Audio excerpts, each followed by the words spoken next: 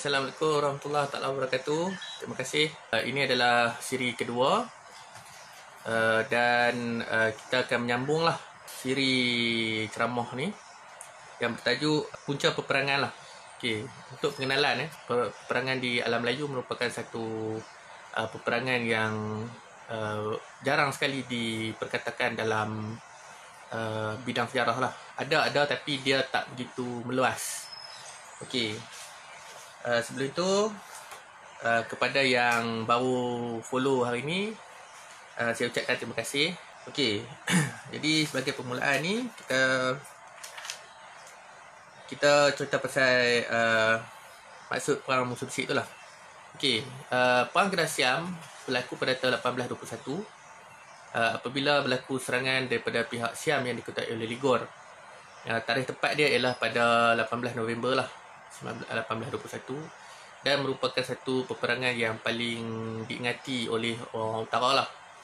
Dan daripada peristiwa perang Kedah Siam ni kemudiannya ia berlanjutan ke perang Larut, kemudiannya ke perang Lukut, perang Sungai Linggi dan seterusnya sampai ke Johor lah. Itu juga dengan perang di Pahang, juga adalah rentetan daripada peristiwa yang berlaku pada tahun 1821. Semua ini ada signifikan, semua ini ada kesinambungan yang saling berkait di antara satu sama lain lah. Okey, perang Kedah Siam juga dikenali sebagai perang musuh bisik dan ada pelbagai pendapat dan teori mengatakan apakah maksud musuh bisik itu sendiri. Ini pandangan saya lah, musuh bisik ni sebab dulu kita nak bercakap secara langsung mungkin susah. Bila kita berperang kan, kalau sekarang ni kita ada walkie-talkie, kita ada radio apa semua. Tapi zaman dulu ni untuk membuat pertemuan, kita macam tengok cerita-cerita filem-filem Cina apa semua, dia akan pakai burung ke apa ke sebagai satu cara untuk komunikasi lah. Dan menurut buku Prof Mahani Musa dan ada 2-3 kajian lain mengatakan asal pekida tu, buah pekida tu lah, orang main buah tangan tu, dia katakan berasal daripada perang Kedah Siam ni lah, di mana orang Melayu belajar macam mana Cina-Cina ni main buah untuk bagi tahu satu-satu perkara. Ini adalah pandangan-pandangan yang selalu dikatakan oleh ahli sejarah lah. Ada juga pandangan lain mengatakan bahawa musuh bisik ni disebabkan musuh tu kita tak nampak, mereka ni main secara tiba-tiba, daripada belakang main bunuh secara tiba-tiba lah, orang kata perang secara gerila. Okey, pada siri yang kedua ini saya akan mengupas berkenaan dengan punca perang Kedah Siam. Okey, dalam kajian umum ataupun penulisan umum sejarah di Malaysia ni selama yang kita pegang, punca peperangan perang Kedah Siam sering dikaitkan dengan perbalahan di antara anak-anak raja, iaitu di antara Tengku Umbun, Tengku Ibrahim dengan Sultan Ahmad Tajuddin lah, ataupun dikenali sebagai Tengku Pangeran, yang berlaku sejak 1801. Okey. Jadi ada satu cerita yang panjang di sebalik berlaku perebutan tu. Dia bukan saja jadi. Sebab sejarah ni dia takkan tiba-tiba berlaku. Dia mesti ada penyebab dan punca, kemudiannya impact kepada apa yang dia buat tu. Maka itulah sejarah. Yang tu yang kita kaji lah sebenarnya dalam penulisan-penulisan sejarah mainstream di seluruh dunia lah. Itu secara metodologi. Okey. Dan kebiasaannya perang Kedah Siam selain daripada tu disebabkan pengkhianatan tu, maka cerita pengkhianatan ni dianggap sebagai satu cerita yang telah melemahkan orang Melayu secara tidak langsung. Impact ataupun kesan daripada penulisan tu menyebabkan orang Melayu rasa lemahnya bangsa Melayu ni kan, sampai tak boleh nak bangkit dah. Dan daripada sudut yang lain pula, kita tengok kesan dia kepada wujud kumpulan-kumpulan yang kita kenal sebagai anarkis, yang melihat kepada bahawa raja Melayu ni adalah orang yang suka berperang, suka cari pasal, bergaduh, berbok otak dan sebagainya lah. Dan ada teori yang ditulis oleh konsep wira dalam alam Melayu yang ditulis oleh Syahrudin Ma'ruf.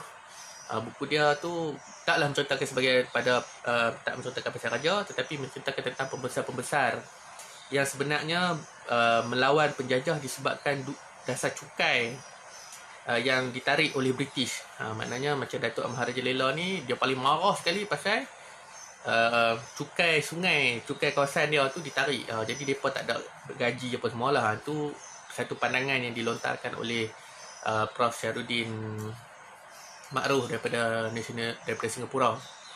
Okey, tapi daripada ni pandangan saya lah. Okey, uh, disebabkan itu juga, saya berpandangan bahawa yang saya sebut tadi tu ialah impact dia kepada masyarakat ni, kita tengok kepada dua perkara tadi itulah, iaitu anarkism, iaitu orang Melayu semua mula-mula tak benci, tak suka kepada Sultan Melayu.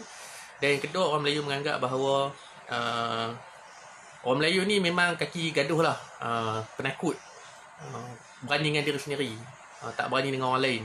Dengan Cina pun siapa tak lawan, dengan sama-sama Melayu pun nak makan. Jadi kita ada set pemikiran yang macam tu. Benda ni yang saya kata orientalism. Ada dalam video YouTube saya, kepada yang tengok video ni, saya ada channel YouTube, boleh tengok dekat MHR. Channel YouTube saya nama MHR lah. Saya ada kupas lah sedikit sebanyak tentang orientalism. Dan benda-benda ni lah yang menyebabkan kita ni tak boleh bangun daripada segi pemikiran, untuk melihat sejauh mana keupayaan kita orang Melayu, bukan sahaja daripada sudut sejarah, tapi dalam semua konteks kehidupan lah. Okey, berbalik kepada punca perang Kedah Siam tu tadi, seperti mana selalu disebut secara umum iaitu perebutan kuasa tu tadilah. Tapi selepas saya kaji dan melihat balik lah kepada apa yang berlaku di dalam perang Kedah Siam ni, ia bukan sekadar ataupun semata-mata berkenaan dengan perebutan kuasa itu sendiri ataupun perebutan kawasan makan, tetapi ia lebih daripada tu. Sebab macam semalam saya dah sebut, ada sekurang-kurangnya ada 5 pandangan ataupun 5 manusia yang terlibat di dalam perang Kedah Siam ni. Tetapi yang selalu kita sebut ialah Siam dan British dan Melayu lah. Siam tu kita sebut juga, tapi kita tak ada orang yang betul-betul tengok pada rekod Siam. Sama juga dengan Burma dan Cina lah. So, jadi kita ada 5 bangsa yang terlibat secara langsung di dalam perang Kedah Siam ni.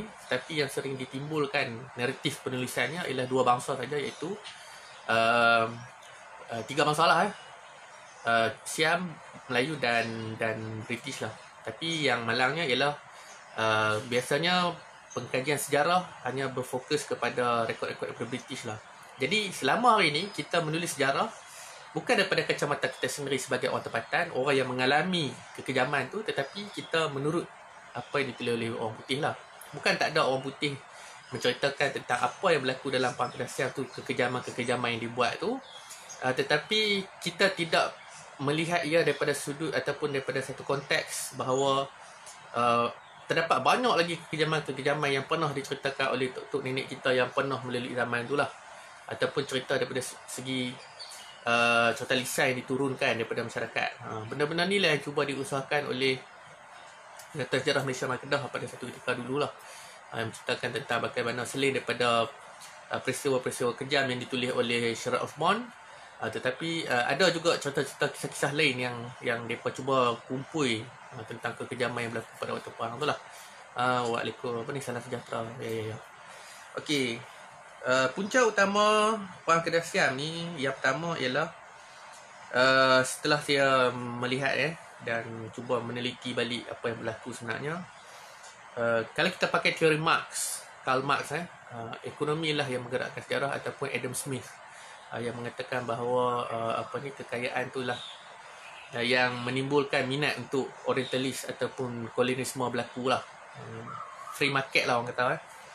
Okey, jadi di Kedah ni sebenarnya, Kedah pada zaman Sultan Ahmad Tajuddin dia daripada kawasan Kuala Kurau sampailah ke Phuket lah. Maknanya daerah Phuket seberang pesisir pantai tu, daripada situ sampailah ke Talang. Daerah Talang ini merupakan kawasan milik Kedah. Dan di Phuket tu ada biji timah. Malah masa British, masa evolusi ataupun industri, tengah berlaku revolusi industri di Eropah, biji timah di alam Melayu ni adalah pengeksport yang terbesar lah, yang terbesar di Britain, dan sangat diperlukan untuk proses pembuatan tin lah dan sebagainya lah. Dan biji timah di Jung Salang ni dikatakan sebagai biji timah yang terbaik yang pernah ada bagi orang putih lah, British terutamanya, dan telah mengalahkan mutu dia tu melebihi apa yang diperolehi di Pulau Bangka. Pulau Bangka ni Sumatera lah. Okey, jadi sebenarnya perang Kedah Siam ni Dia bukan sebab pengkhianatan seperti mana yang disebut oleh dalam beberapa kajian tempatan lah, tetapi ia melebihi daripada itu, iaitu kalau kita tengok dari sudut konteks geopolitik, ia adalah disebabkan oleh biji timah, iaitu paling senang perdagangan lah. Okey, bagi Siam, Kedah ni satu kawasan yang penting di sebelah barat daya disebabkan Kedah ada pelabuhan. Sedangkan Siam selama hari ni, mereka tak ada satu pelabuhan di sebelah barat daya. Mereka ada pelabuhan di sebelah timur laut, iaitu kawasan Songkhla. Daripada orang kata dari Terengganu, mereka pergi ke Songkhla, Songkhla terus naik ke Bangkok lah, ke Menam Chao Phraya.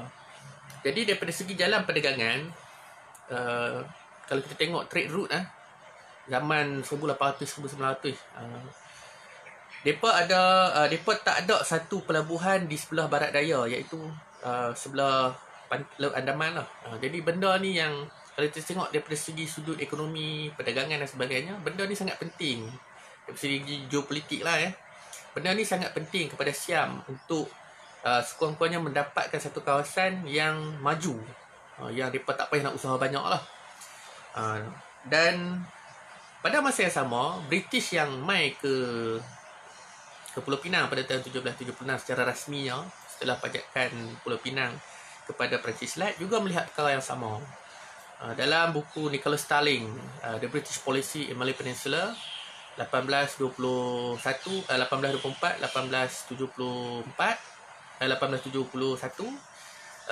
menyebut tentang apakah polisi-polisi yang dibuat oleh British terhadap alam Melayu.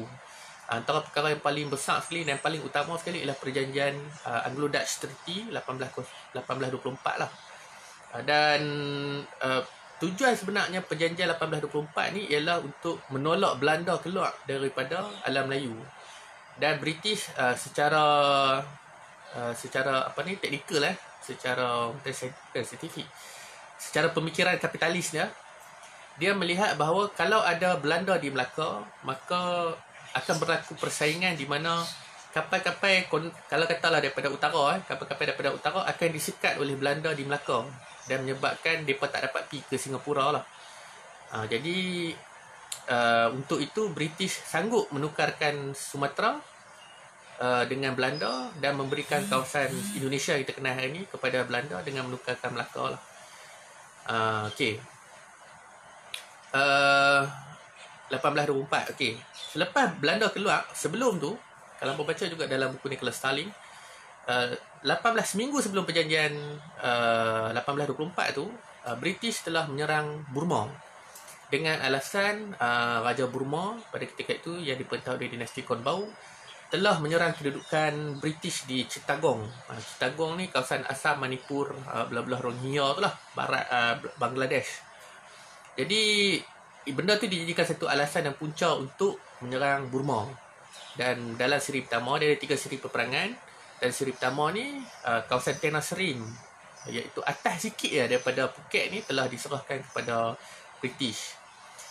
Dan begitu juga kawasan barat Burma lah, terutamanya di kawasan belah Assam, Manipur yang saya sebutkan tadi juga, telah ditakluki oleh British. Okey, jadi British ni pada masa tu dia berada di Bengal. Di Bengal pusat pentadbiran dia.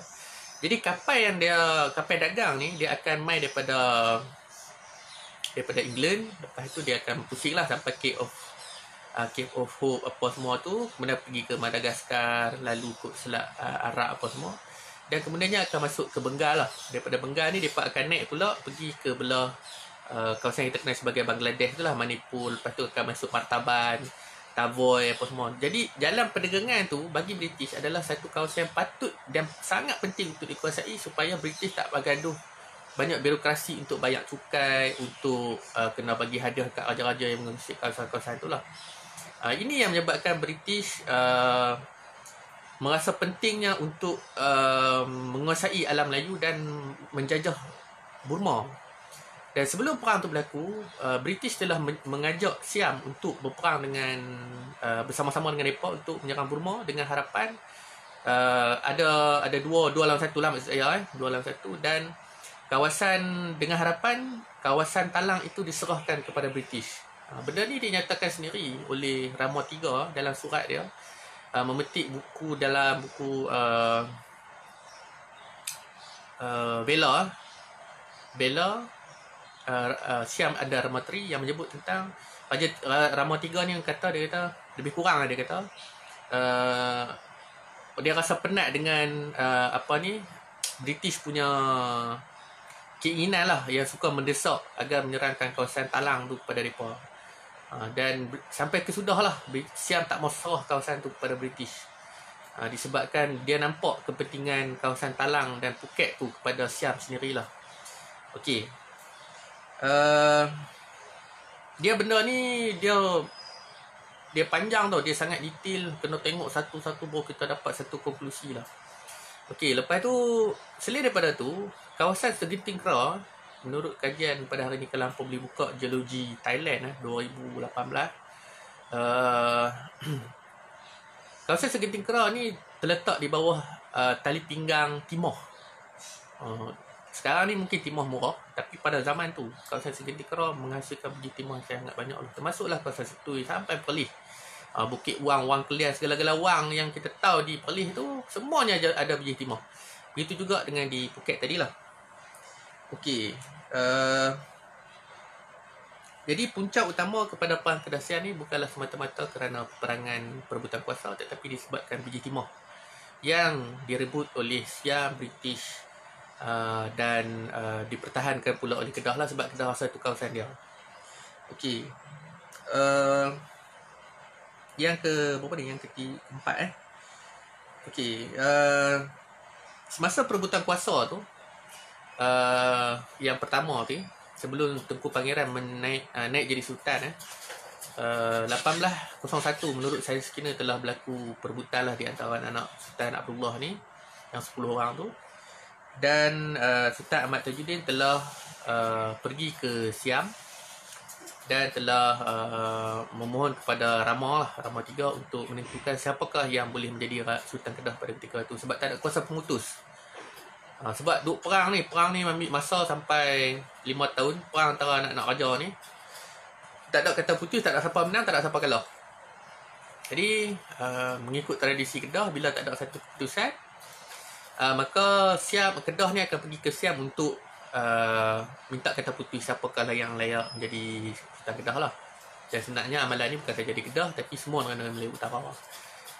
Sama juga dengan Melaka yang Melaka tak di negeri-negeri utara lah. Okey, kemudian 1803 maka dilantiklah Tengku Pangeran menjadi sultan dengan dikenali sebagai Sultan Ahmad Tajuddin. Okey, pada tahun 1810 berlaku perang di Jung Salang, dan peristiwa ni ditulis di dalam hikayat Syair Duka Nestapa, Syair Jung Salang dan sebagainya lah. Dan kemudiannya kedua-dua syair ni dikaji pula oleh Saris Kina juga, The Battle of Jan Ceylon, dan Prof. Yusuf Hashim di dalam buku dia bertajuk Syair Sultan Maulana lah, yang menceritakan secara tidak langsung apakah yang berlaku kepada Kedah ketika tahun 1810 tu lah, di mana rentetan peristiwa ni juga membawa kepada tercetusnya perang di antara Kedah dengan Perak pada tahun 1813 lah. Selepas kalah, gabungan tentera antara Kedah dengan Siam ni bergabung untuk lawan Burma, tetapi kalah. Jadi Siam ni dia rasa dia hold dulu, dia tahan dan dia fikir lebih baik kita serang Perak. Sebab Perak ni dia bersepadan dengan kawasan Reman. Reman ni satu kawasan yang pun banyak dengan biji timur. Jadi Siam membuat keputusan untuk menyerang Kedah, untuk menyerang Perak lah. Okey, menurut catatan dia kata, menurut catatan yang disebut Siam ni dia nak menjadikan Kedah sebagai kawasan ketenteraan dia lah. Maknanya askar-askar Siam akan turun berkumpul di kawasan Kedah, sempadan Perak ni, dan akan mula menyerang Perak lah daripada utara. Tapi Sultan Kedah, Sultan Ahmad Tajuddin tak bersetuju dengan cadangan tu, dan cadangan ini juga disambut oleh Bendahara Kedah yang mengatakan bahawa daripada mereka nak serang, baik kita serang supaya keadaan terjamin lah. Tapi kesan daripada perang Kedah Perak ni memanglah Perak di dalam mana-mana rekod pun dianggap dijajah lah, ditawan ataupun ditakluk oleh Kedah. Tetapi bendahara dan pahlawan-pahlawan Kedah yang pergi ke Perak tu, terutama sekali di kawasan bandar, kampung bandar lama di Perak Tengah dekat dengan Pasir Salak tu, ada muzium kan, muzium Pasir Salak tu, situlah adalah pusat pentadbiran Perak yang dulu lah, pada sekitar tahun 1800. Bendahara ni semua tak balik, semua duduk menetap di Perak lah, dan berasimilasi lah dengan orang Perak. Dan ada pula catatan yang dikatakan bendahara ni dia mati sakit kusta. Disebabkan tu jugalah. Sebenarnya tradisi hubungan di antara Perak dengan Kedah ni satu tradisi yang lama dan panjang, yang di mana kita boleh jejak balik sejak tahun zaman Sultan Muhammad Jiwa lah, berlaku perhubungan kekeluargaan diraja di antara Perak dengan Kedah ni. Jadi tak pelik lah sebenarnya. Okey, yang kelima, ni selingan Okey, pada tahun 1803 di Ligor, di kawasan Sungai Tingkara, terutamanya Ligor dan Songkla, dulunya kedua kawasan ni dikuasai oleh rajanya adalah orang Melayu lah. Kemudiannya selepas yang semalam saya ada cerita pasal penaklukan Burma di Siam pada 1767, kemudiannya Taksin tu dia berjaya membebaskan Siam sehingga tahun 1787. Sejak tahun 1787 tu, Songkla dan Nakhon Sitamarat, rajanya ataupun gubernur dia adalah Cina. Memang Cina Piao, Cina betul. Yang dikenali sebagai, kalau di Songkla dikenali sebagai Yang Chong, Y-I-A-N-G, Yang Chong. Dan di Nakhon ni tak tahu nama apa, cuma dia kata kemungkinan besar nama dia adalah Bun Hui. Jadi keduanya dia adalah Cina lah.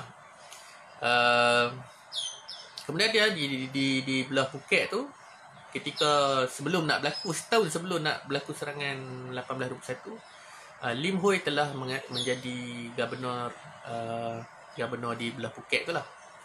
Dan Lim Hui ni mati, kemudiannya diganti oleh keturunan Ku. Kemudiannya Ku ni pula lari ke Pulau Pinang. Keturunan Ku ni lari ke Pulau Pinang, digantikan pula oleh keturunan Kau. Dan keturunan Kau ni lah yang memerintah kawasan Phuket sampai hari ni. Begitu juga dengan gubernur-gubernur yang berada di beberapa kawasan di Sungai Tingkara tu. Semuanya diperintah oleh mereka yang keturunan Cina, yang pada asalnya adalah Cina lah. Jadi orang Melayu dah tak ada. Yang ada di kawasan Patani apa semua tu adalah masyarakat biasa, bukan masyarakat yang menguasai ataupun menjadi gubernur ataupun menjadi raja di kawasan Sungai Tingkara tu lah. Okey. Setelah kejayaan Kedah menawan Perak, Raja Ligor ni dia geram, sebab dia geram lah dengan kejayaan Kedah, dan dalam masa sama disebabkan oleh Sultan Rama III telah mengangkat darjat Sultan Kedah sama taraf dengan Raja Ligor. Dalam tradisi sejarah Kedah ni, dulunya Kedah ni dia akan hantar bunga emas ke Ligor yang akan bawa pergi ke Bangkok. Tapi pada tahun 1817, Sultan Kedah tak payah hantar bunga emas melalui Ligor, tapi boleh secara langsung lah, direct terus pergi ke Bangkok. Benda ni yang Raja Ligor marah lah. Raja Ligor kata, kalau ikut tradisi dalam Ligor ni, naknya dia ni, Raja Ligor ni dia over tau. Sebab tradisi menghantar bunga emas pada zaman ketika dulu-dulu kala ni, Raja Melayu yang hantar. Tapi dia tu rasa saya ni Raja Ligor, jadi saya yang kena menyambut tradisi menghantar bunga emas tu. Jadi dia kata sejak tahun 1300, Ligor lah yang menjadi kepala menghantar 12 bunga emas daripada Sungai Tingkara kepada Bangkok. Tapi bila Kedah naik, jadi Raja Ligor ni rasa tercabar lah. Dia mula cari pelbagai alasan lah untuk menyerang Kedah lah. Okey. Pada masa yang sama, Tengku Umbun, yang ni yang disebut dalam Atas Silsilah Melayu Kedah, menyebut tentang Tengku Umbun yang dikatakan tidak berpuas hati dengan kedudukan dia lah. Okay, dia ada dua pendapat. Dalam Atas Silsilah Melayu Kedah menyebut tentang Tengku Umbun yang tidak berpuas hati dengan kedudukan dia sebagai raja muda. Dia nak sultan naknya. Ada yang kata macam itulah. Dalam Atas kata dia nak berebut jadi sultan. Tetapi dalam rekod-rekod Siam yang dibaca oleh Syarif Skinner, memetik kata apa yang ditulis di sini. Dia kata Tengku Umbun ni dia tak puas hati sebab dia nak kawasan Setui dan Kayang, Kota Kayang. Dan macam saya sebut lah, Setui dan Kayang ni ada biji timah. Jadi cerita dia sebenarnya sama juga dengan Tengku Bisnu. Tengku Bisnu ni adalah sepupu kepada Sultan Ahmad Tajuddin. Mereka ni bukan sepupu kepada Sultan Ahmad Tajuddin yang main daripada keturunan Tengku Long Putra. Tengku Long Putra dengan Sultan Abdullah adik-beradik sebapak, lain-lain mak. Okey. Jadi Tengku Makkit ni dia tak puas hati juga. Sebelum tu, ni sebelum cerita Tengku Umbun ni, Tengku Bisnu kan Tengku Makkit. Tengku Bisnu ni dia nak kawasan Sungai Muda. Sungai Muda ni dia ada biji timah. Sungai Muda ni Sungai Petani lah, dia ada biji timah. Sama juga dengan Setui dan Kayang yang saya sebut sebentar sebelum ni berkenaan dengan biji timah. Jadi sebenar-benarnya ialah apa yang berlaku di dalam cerita Kedah ni ialah biji timah. Saya ada tulis tentang ni dan saya dah hantar dah artikel ni di USM. InsyaAllah lah, tunggu tahun ni insyaAllah akan terbitlah dengan USM. Dan kalau ada, bolehlah dapatkan buku tu nantilah. Artikel lah, dia perkumpulan artikel lah yang saya sumbangkan lah juga untuk USM. Okey, Sultan Ahmad Tajuddin dia tak setujulah dengan apa yang Tengku Umbun nak, dan dia telah memberikan kawasan tu kepada Tengku Yusof, iaitu anak Sultan Zainuddin. Sultan Zainuddin ni pakcik mereka. Dan Sultan Zainuddin ni lah yang menyerahkan kawasan, menyerahkan sebuah perang lah, bukanlah menyerah, dia kalah perang kan. Zainuddin yang menyerahkan kawasan Berpinang ni. Ingat lupa lah. Confuse antara Abdullah dengan Zainuddin tu. Okey, tapi Tengku Yusof ni dia tak lama dia pun meninggal lah. Dan kemudiannya kawasan tu tak tahu apa jadi kepada kawasan Kayang tu. Saya ada satu paper saya buat juga pasal perang biji timah ni, tapi saya tak berapa ingat lah. Saya kena baca balik. Okey, Tengku Umbun juga setelah apa ni tak dapat keinginan ataupun kehendak Tengku Umbun ni tak dapat. Jadi Tengku Umbun ni telah mengatakan bahawa Sultan Ahmad Tajuddin akan ingin menyerahkan kuasa kedudukan sultan tu kepada Siak, kepada adik ipar dia lah, iaitu bapak kepada Syed Zainal Abidin, iaitu Tengku Udin yang muncul pada tahun 1831. Saya tak ingat, saya tak tahu Syed Zainal Abidin bin Syed apa tu, saya tak ingat. Kalau ada kawan-kawan yang tahu nama bapak dia, mohon komen lah. Okey, jadi kalau ikut perancangan Sultan Ahmad Tajuddin ni yang dicatatkan di dalam benih papers dia kata Sultan Ahmad Tajuddin nak bagi kepada adik ipar dia supaya orang-orang di sebelah Sumatera ni dapat tolonglah Kedah, backup Kedah ni. Tak kisahlah jadi apa pun, sekurang-kurangnya boleh tolong Kedah lah. Dan dia berkahwin dengan Tengku Hitam ni lah. Tengku Hitam ni adik abang bungsu sekali. Ni saya baca dalam benih papers. Kalau nasab yang betul-betul ni saya tak tahulah. Tapi cerita dia lebih kurang macam tu, yang menyebabkan Ligor ni mula duk adu domba pula lah pada Siam, pada Rama III lah, dengan mengatakan bahawa Kedah nak berpaling tadah lah apa semua lah. Okey, dalam masa yang sama, Raja Ligor telah mendengar ataupun mendapat satu bukti yang mengatakan bahawa Kedah telah menghantar bunga emas kepada Burma dalam masa yang sama. Ini pun disebut dalam At-Tarikh Silsilah jugalah. Sebenarnya apa yang diceritakan di dalam At-Tarikh Silsilah ni adalah satu sentrik istana. Maknanya tak semua benda yang diceritakan di dalam At-Tarikh tu. Jadi saya melihat At-Tarikh ni sebagai satu, kita boleh pegang tapi kita tak boleh anggap dia sebagai satu kitab suci tau. Bukan kitab suci. Kita tak boleh pegang dia sebagai satu bahan yang autentik sangat. Maknanya kita rasa At-Tarikh ni semua betul. Sebab bila kita compare, kita bandingkan dengan benar manuskrip lain, kita akan nampak apa pasal awal At-Tarikh dia cerita lagu ni, dia cerita tak habis. Jadi ada benda-benda yang diselindungkan oleh penulis At-Tarikh yang menyebabkan sejarah Kedah ni dia macam berat sebelah. Dan dia istana sentrik lah. Mungkin dia ada kepentingan yang tak dilindungi lah. Allahualam. Okey. Dan Raja Ligor ni sambung balik. Raja Ligor ni pun kata pasal Tok Wan Sultan Ahmad Tajuddin ni, Sultan Abdullah Sultan Zainuddin tu lah, Pak Menakan Depa ni, yang telah menyerahkan kawasan Pulau Pinang dan Seberang Perai kepada British, yang menyebabkan British mendapat tapak. Sedangkan pihak Siam ni dia punya tak mau bagi British main masuk ke Siam lah. Macam-macam alasan lah dia bagi untuk supaya Siam ni tak boleh masuk di kawasan Siam lah. Sebab sebelum tu Siam dah buat perjanjian dagang dengan Portugis dan Belanda, dan di Ayutthaya, pada zaman Ayutthaya, Portugis ada kampung Portugis di kawasan Ayutthaya. Kemudiannya bila Belanda masuk, Belanda pula buat satu kawasan untuk mereka lah. Disebabkan tu sebelum tu berlaku pertembungan ataupun persaingan di antara Belanda dengan British. Jadi Belanda kata tak usah bagilah British masuk.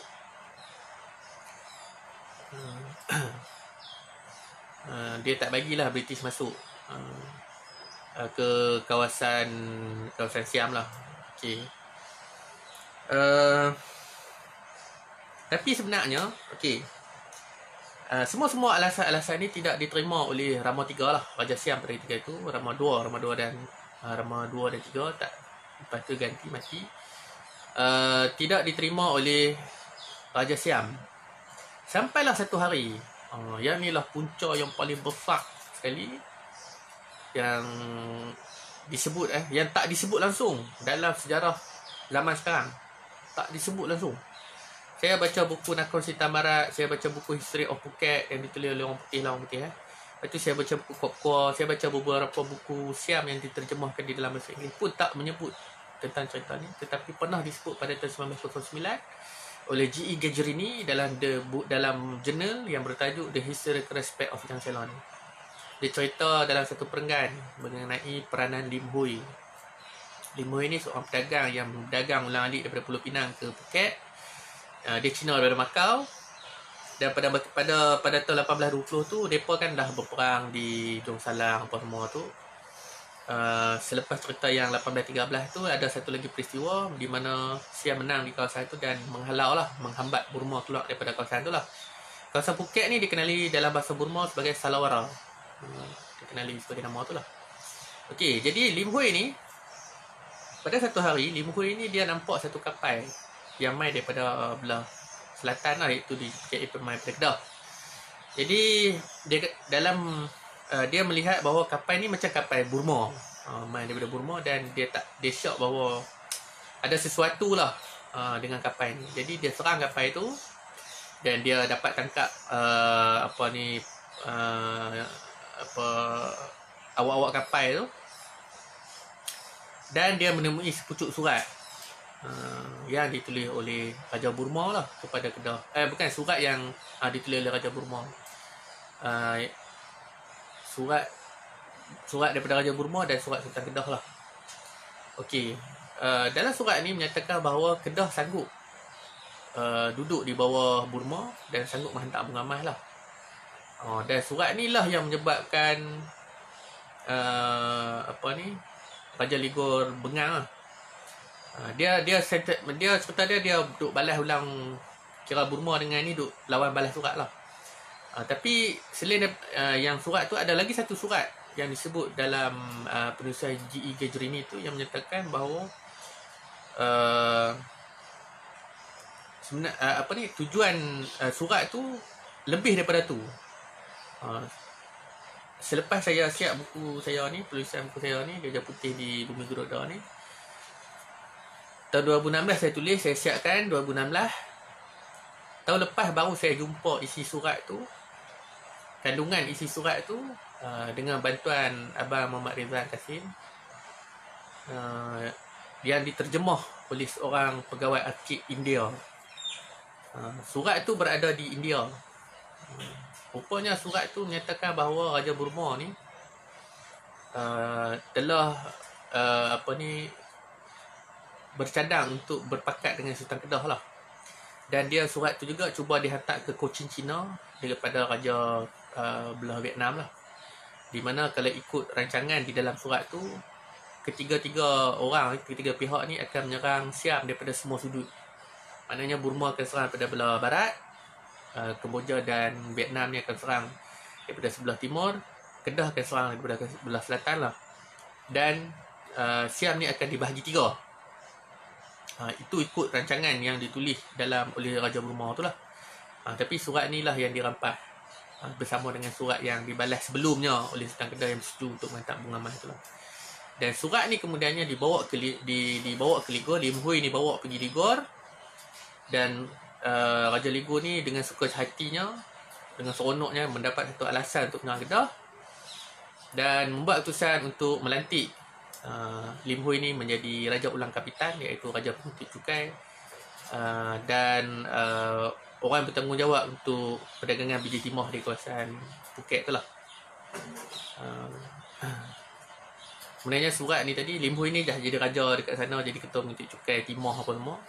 Jadi surat ni dibawa ke Bangkok, dibaca oleh Raja Bangkok, dan Raja Bangkok membuat keputusan. Raja Siam lah, Rama 3 membuat keputusan. Okay, Rama 2 membuat keputusan untuk menyerang Kedah lah, memberi kebenaran kepada Ligor untuk menyerang Kedah. Okey. Dan sebelum tu, dalam masa yang sama, British juga telah menghantar Mears and Scarborough berjumpa dengan Sultan Ahmad Tajuddin untuk membuat satu perjanjian baru di mana antara dia ada 3 isu utama, di mana salah satunya ialah British mahukan hak pajakan biji timah di Sungai Perai dan Sungai Petani. Jadi Sultan Kedah kata, hampa ni aku tengah-tengah duk sakit perang, kepala duk setengah pening apa semua, hampa mai buat perjanjian ni kan. Hampa ni nak apa naknya? Ni lebih kurang lah cerita. Saya cuba gambarkan keadaan Sultan Kedah pada masa tu. Dia kata hampa dah dapat Pulau Pinang, hampa dah dapat seberang Perai, tapi hampa tak tolong pun aku ni. Tiba-tiba dalam keadaan yang mendesak macam ni, hampa mai pula dapat satu perjanjian, hampa nak kawasan Sungai Perai dan biji timah di Sungai Petani juga. Jadi hampa ni memang bangsa tak guna. Lebih kurang macam tu lah, kan Ahmad Tajuddin kata. Okey. Jadi secara penutupnya, lajak. Okey, secara penutupnya, punca peperangan Perang Kedah Siam adalah biji timah lah. Ini pendapat saya, dan saya ada banyak bukti yang menjurus kepada biji timah itu sendiri lah. Dan bukan semata-mata kerana perebutan kuasa. Benda ni kita kena ubah. Yang mengatakan bahawa anak Raja Melayu gila berperang. Kita ni, salah kita, sejarah kita duduk dalam tempurung lah pendek kata. Kita tak mengkaji secara lebih luas, secara abstrak. Kita tak melihat secara jauh. Sebab politik dulu dengan sekarang ni tak jauh beza. Politik dunia yang berlaku pada zaman dulu dan zaman sekarang pun tak jauh beza. Semuanya disebabkan oleh kepentingan-kepentingan perdagangan dan ekonomi. Okey, jadi itulah sedikit sebanyak untuk petang ni. Untuk siri kedua, Perang Alam Melayu, berkisarkan tentang Perang Kedah Siam. Okey, kepada kawan-kawan yang yang baru menonton video ni, boleh juga sambungan yang pertama, siri yang pertama ada di PC Tourism, boleh tengok dekat bawah. Bila hampa keluar pada video ni lah, boleh scroll. Kemudiannya saya punya YouTube ialah MHR. Boleh juga tengok lah apa yang saya duk ceramah beletak apa semua tu, boleh tengok lah di situ, dan minta tolong subscribe lah. Okey, dan kepada kawan-kawan yang belum dapatkan buku ni, saya tengah buka tempahan lah. Saya terbit ni lama dah, 2016, tapi dah habis. Jadi disebabkan ada orang ramai duk tanya buku bila ada lagi ke apa, jadi tak gamak lah pula kan. Sebab yalah, ilmu ni kita nak kena sebar lah. Setengah orang dia nak buku ni limited biar jadi rare kan, apa kan. Jadi kepada yang belum dapatkan nakkan buku ni, boleh PM PC Tourism lah. Harga dia RM50 lah. Tak pernah naik sejak tahun 2016. Walaupun barang dah naik, tapi kita yang sama lah. Okey, 50 je lah saya buka untuk 50 orang saja. Sekarang ni dah ada lebih kurang 10 orang. So ada lagi 40 lah. Saya kena kumpul baru saya boleh print. Kalau tak boleh nak print kan. Kedai dia tak terima print 10, dia kena print 50-100 kat atas lah. Okey, jadi terima kasih kepada semua yang menonton. Itu saja daripada saya. Assalamualaikum warahmatullahi taala wabarakatuh.